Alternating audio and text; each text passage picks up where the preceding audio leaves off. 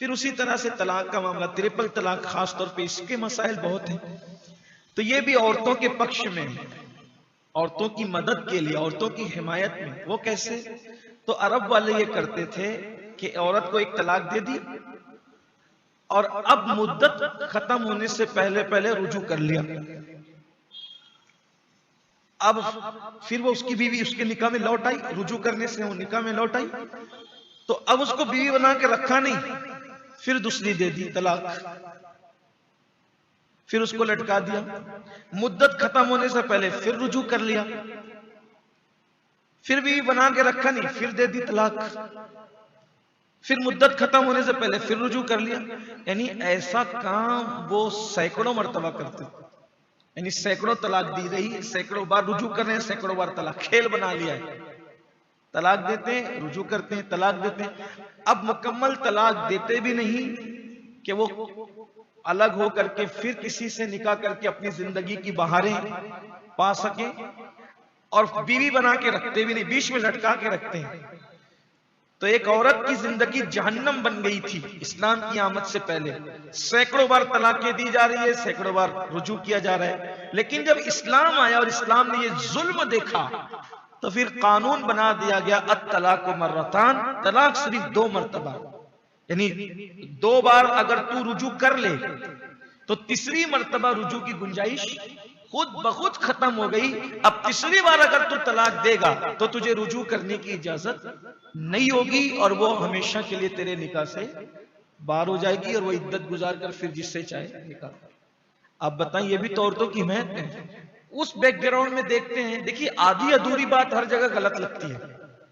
آپ کہیں بھی ادھوری بات کریں گے تو غلطی لگے گی وہ، لیکن اگر آپ پورا اس کا بیک گراؤنڈ بیان کریں، صحیح طور پہ اس کا ذکر کریں، پتہ چلتا. اسی طرح حلالہ، بہت مذاق بنا حلالہ. پچھلے دنوں جب ٹرپل طلاق کے قانون کے متعلق بہت مذاق بنا حلالہ، بہت مذاق بنا. کیا لوگوں نے سیریل بنائے، فلمیں بنائی، اور جس کو کچھ بولنا بھی نہیں آتا تھا وہ بھی اسلام کے خلاف بولنے لگا. اب حلالہ کیا ہے؟ جو حلالہ آپ اپنے معاشرے میں دیکھ رہے ہیں، اس کا کوئی کانسیپٹ اسلام میں نہیں ہے.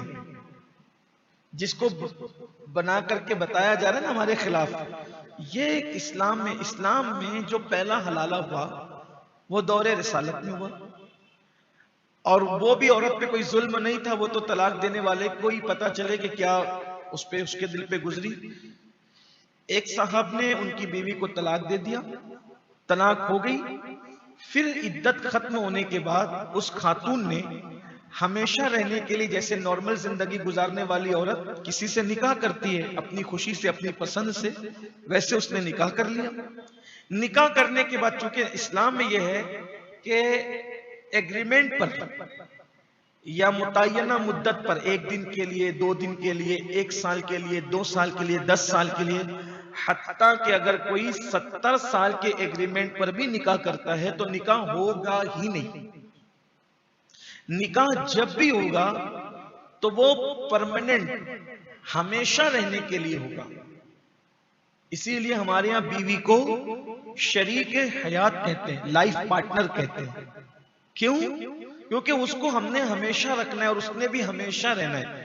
1 رات 2 رات، 1 سال 2، حتیٰ کہ 70 سال کے لیے بھی کوئی نکاح کرنا چاہے تو نکاح نہیں. میں کوئی بہت مشکل کتابیں نہیں پیش کروں گا آپ کے سامنے.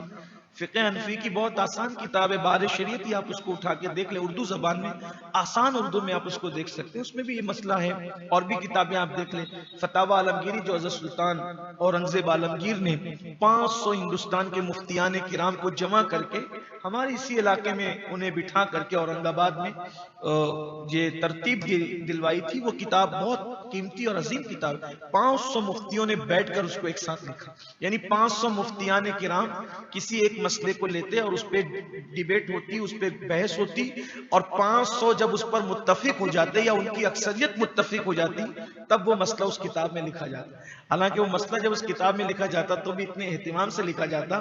ایک بندہ قلم اٹھانے پہ رہتا خادم، ایک اس کو دوات میں ڈبانے پر رہتا، پھر اس کو اٹھا کر کے وہ عالم کو پیش کرتا، پھر عالم صاحب اس کو لکھتے. اس شان سے وہ کتاب لکھی، فتاوی عالمگیری جس کو کہتے. حضرت اورنگزیب عالمگیر نے اس کو ترتیب دلوائی.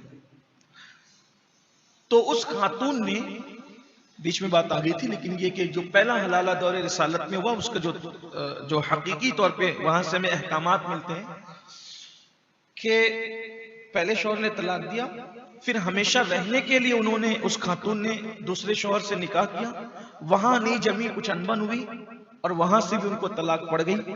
اب وہاں سے جب طلاق ہوئی تو جو پہلے شخص نے طلاق دی تھی اس نے سوچا کہ یار یہ پہلے میری بیوی تھی، پھر میں نے طلاق دے دی، پھر کہیں اور اس نے نکاح کیا، اب وہاں بھی اس کا نہیں جمع، تو چلیں اس کو اپنا لیتے ہیں۔ تو انہوں نے ان کو پیغام بھیجا، تو ان کے بھائی نے غیرت کا اظہار کیا کہ نہیں، پہلی بار تو نے طلاق دیا تھا، اب میں نکاح نہیں ہونے دوں گا۔ تو تب اللہ کے رسول نے فرمایا کہ جب اللہ نے حلال کیا ہے تو کیوں اس کو منع کرتا ہے؟ اگر یہ دونوں ایک دوسرے کے ساتھ اب رہنا چاہتے ہیں نکاح کے بعد تو رہ سکتے ہیں، اس لیے کہ جب اس نے طلاق دی تھی تو یہ اس کے لیے حرام ہو گئی تھی، لیکن اس نے کہیں اور نکاح کیا اور اس شوہر نے اس کی لذت کو چکھ لیا، تب یہ اس کے لیے، اور پھر اس نے بھی طلاق دے دی تو عدت گزر گئی، تب یہ اول کے لیے حلال ہو گئی۔ یہ تصور ہے حلالے کا اصل تصور، یہ ہے۔ تو اب بتائیں اس میں عورت پر کہاں ظلم ہے؟ باقی دوسرے اور احکامات کی تفصیلات بھی ہے، لیکن اصل تصور یہ ہے۔ یہ جو یہاں جو رائج ہے طریقہ جو آپ دیکھتے سنتے رہتے ہیں وہ بہت بھونڈا ہے، اسلام اس کی تائید نہیں کرتا۔ اور بالخصوص ہمارے مالیگاؤں کے اندر جو تصور ہے، اللہ کی توبہ، اللہ معاف فرمائے، بڑے عجیب اور غریب حالات ہیں۔ بلکہ اب تو سننے میں آتا ہے کہ لوگوں نے باضابطہ طور پر اس کے لیے دھندے بنا لیے ہیں، لوگوں نے ٹیمیں بنا لی ہیں۔ اللہ کے رسول علیہ السلام نے ایسے لوگوں کے لیے فرمایا کہ وہ کرائے کے سانڈ احسان کرنے والوں پر، کروانے والوں پر، ارینج کرنے والوں پر، گواہ رہنے والوں پر، سب پر اللہ کے رسول نے فرمایا کہ اللہ کی لعنت، اس کے سارے فرشتوں کی لعنت اور اس کے سارے نبیوں کی لعنت۔ ناظرین اکرام، اسی طرح کے اور واقعات اور بیانات سننے کے لیے چینل کو سبسکرائب کریں، بیل آئیکن کو دبائیں تاکہ اگلے آنے والے ویڈیو کا نوٹیفیکیشن ترنت آپ کے پاس پہنچ جائے۔